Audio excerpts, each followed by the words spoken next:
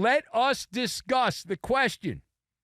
Do you see the Washington Wizards as a stepping stone, in quotes, for A.J. Dybantsa, the top pick in the draft? So I've got backstroke, hammock, and boogie board. And we will combine all of these things together, and we are going to avoid the vapors. We're going to try to avoid the vapors because there's a lot of vapors around the team in Washington. The only time we talk about them is about now, or if they play the role of the Washington Generals and allow the Miami Heat to sully the record book with that horrific sham 80-plus point game by Bam Bam Adebayo there of the Heat. So, A, to answer the question, do you see the Wizards as a stepping stone for A.J. Dybantsa? Please would be my response. Listen, you didn't get drafted. Number one. You got deployed. You were deployed to no man's land. Congratulations. And that's where things go sideways rapidly there. If you're a basketball player, Dybantsa calling the Wizards a stepping stone, what he actually meant to say, I know what he meant to say. He didn't mean to say that. What he meant to say was Washington is located in the Bermuda Triangle. That's why they call it the swamp. It's the Bermuda Triangle right there of NBA development, a place where talent enters, elite blue-chip talent year after year, lottery pick after lottery pick after lottery pick after lottery pick. Over and over, they enter there with great hope, and it all disappears. And nobody knows what year it is when they come out. They're dazed and confused. Dazed and confused. Let's just keep it real here. Yeah, we're on overnight. We're not part of the mainstream, so on overnight here. Washington is not a franchise that is playing basketball. They're a navigational hazard is what the Wizards are. You don't build a career there. You end up filing a missing persons report when you're with the Wizards here. Dybantsa he's got the razzle-dazzle, right? He's got a little razzle-dazzle to him. Seen some of the interviews leading up to the draft, and he seems like a pretty good quote, which is what I worry about there. So he's got the possibility of star power, headliner aura for A.J. Dybantsa. And the problem is he's swimming the backstroke straight in to the island of broken dreams, and he doesn't realize it yet. He's naive enough to think that's going to be different, like every other stooge that's been drafted by that franchise. Oh, no, it's going to be different now. Yeah, okay. That is where the blueprint for the Washington Wizards franchise is written in ink. It's disappearing ink, purchased at the Magic Shop on Main Street, USA at Disneyland. They got that little disappearing ink thing, and that's what they do here. Some franchises are elevators. You go there, and your stock goes up, and some are escalators, and the Wizards are a stalled escalator, and there's a sign. It's taped to the side there. It says, use at your own risk is what it says. Use at your own risk. The Wizards won an NBA title. Believe it or not, they did win a title. 1978. That was when they were called the Bullets. Yeah, the Bullets. That's a name, right? Wizards, kind of weak. Bullets, that's a name. So they have not won 50 games, the Wizards, since what year? 1979. Yeah, do the math on that. We're closing in. We're not far away from 50 years since they won 50 games. And that was also the last time they so much as even smelled the conference finals. They actually did reach the conference finals, I believe, in 1979. That was the last time. So Washington has been rebuilding so long. How long have they been rebuilding that the construction crew that started on the rebuild has now retired, and they are having the early bird special. They're playing shuffleboard and checkers, and they're all retired now. All those construction workers that were on the rebuild, they're all gone. All right, now, page 2. Continuing the theme of the hour, the Draftapalooza, pro bouncy ball style. So Darren Peterson was selected by the Utah Jazz with the number 2 overall pick. Number 2. Now, this is a player we did talk about during his time at Kansas, a highly controversial player, touted as a top-notch prospect. As you know, a prospect is a suspect until proven otherwise. So Peterson, drafted out of Kansas. He played his freshman season there, and that's it. 6'5" combo guard, and he goes to Utah. Now, the reason I'm bringing this up, following the pick, DeMarcus Cousins, not one of the more likable people in pro basketball, DeMarcus Cousins, who's somebody's paying him to give opinions. Imagine that. DeMarcus Cousins said he sees, quote, flashes of Kobe in Darren Peterson. Say what? Let me repeat that for those of you not paying attention. DeMarcus Cousins, who played a long time in the NBA, he's fully vested in the NBA's pension program. He said he sees flashes of Kobe in Darren Peterson, specifically his scoring mentality, his shot creation, and competitive edge, the things that defined Kobe Bean Bryant. And I don't know about his uncle Chubby Cox. Certainly Kobe was defined by those things. He called him super talented and highlighted all the things he said are similar to Kobe Bryant. So that seems like a pretty interesting thing to say. And so let's use that as a jumping off point. The question, DeMarcus Cousins comparing Jazz number 2 overall pick, Darren Peterson, to Kobe Bean Bryant. Does that hold water? Does that hold water? So this is next level. Capital B, buffoonery. Next level buffoonery is what. Now, comparing him to Kobe is unfair to Kobe. Cousins must have watched something else. I don't know. Might have been on some bath salts. Who knows what he was? I don't know what he was doing. Is it a different sport? I'm not exactly sure. It's very bizarre. Kobe Bryant was forged in a volcano back in his day, and then you've got Darren Peterson, who was forged in a hammock.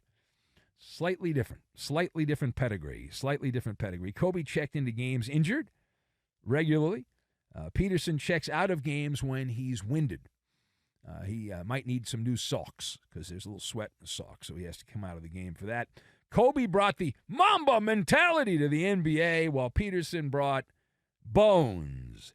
Lazy bones is what he brings to the NBA. Kobe oozed competitiveness. All about that. Peterson just oozes, what does he ooze? Disinterest. Yeah, whatever. Fill in the blank on that. But this is the whammy. This is the hex. This is the curse, snake bit, whatever you want to say. Cousins put up a billboard of expectations on a kid who hasn't even hit the local watering hole. Now, you know, if you want to get hammered in Salt Lake, my friends in Utah, they know this. There's one bar that serves really powerful chocolate milk, and it's so naughty in Utah to drink chocolate milk that Peterson, watch out. Just absolutely watch out there when you go down to that local speakeasy. And they even have strawberry milk there, too. They are real rebels there in Salt Lake, really going for it. Now, Peterson is already walking into a buzzsaw of hype, at least by DeMarcus Cousins standards, and good luck there. Boogie Cousins, of all people, playing talent scout and cooking up really horrifically bad comparisons, which make for good talk radio. So I'm not upset. I'm just happy that he so outrageously misses the mark that that's what we get. Now, the last word here, keeping the beat going of outrageous comps, which is the time of the year we're in. So Caleb Wilson, who? Caleb Wilson, who is listed as a forward from North Carolina, the Carolina Blue.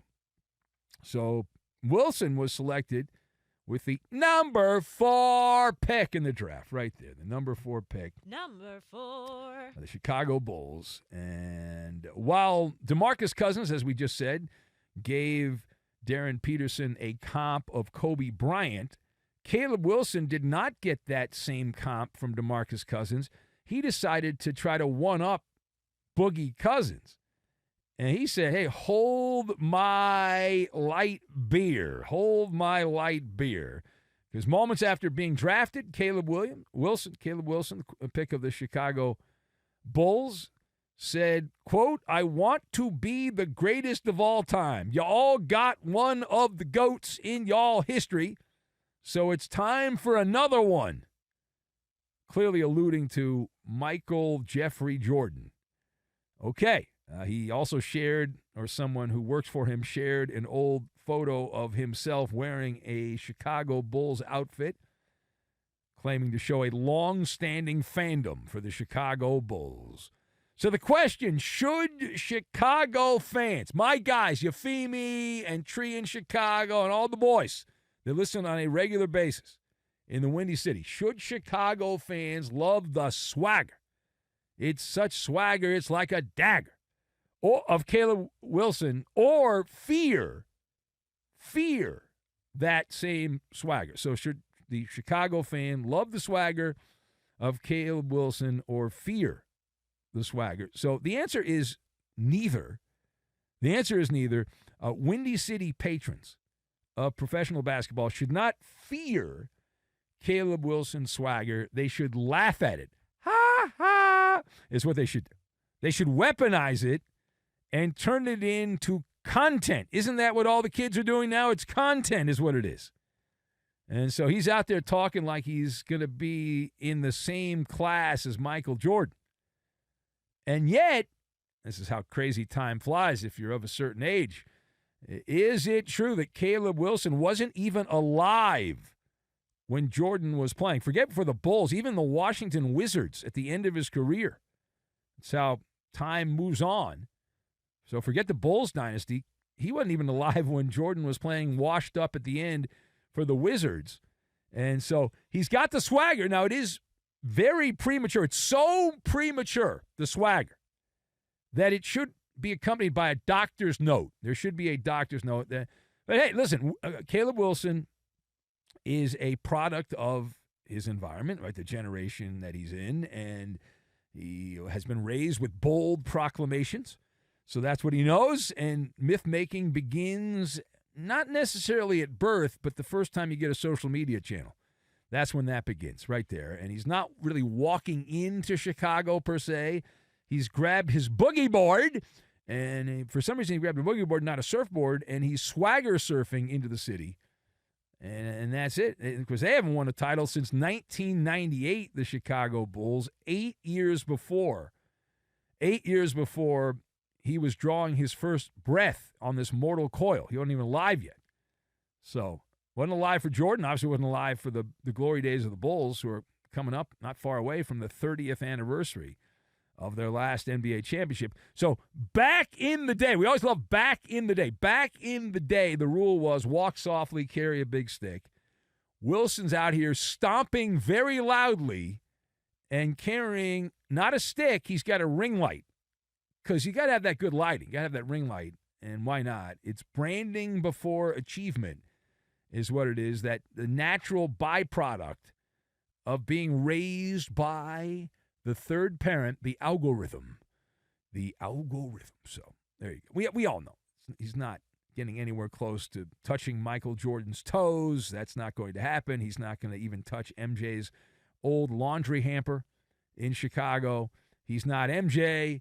Caleb Wilson's not Scottie Pippen. He's not even Randy Brown, for God's sakes. Maybe Bill Wennington, possibly Bill Wennington, not Randy Brown. However, he is entertaining. Those are just old guy basketball references, by the way. What are those names? I don't know who Bill Wennington is, or Luke Longley, or I don't know, Randy Brown. Just old guy basketball names. That's it. That's it. So we'll see how this plays out. Just remember, though, Michael Jordan, it's going to shock you. When Michael Jordan entered the NBA, there was a story written about how bummed out the Bulls were because they wanted to draft a center. They wanted Sam Bowie or Hakeem Olajuwon, I believe was that draft, and they ended up having to settle for Michael Jordan. But Jordan did not make any bold proclamations. He didn't say, hey, I'm the greatest of all time. He didn't do the whole LeBron thing and pull a muscle while he was navel-gazing. He didn't do that.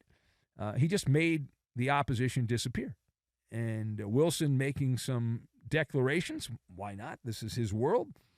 And we'll see. Those will, of course, not disappear anytime soon. They will pop up. The internet is forever. It is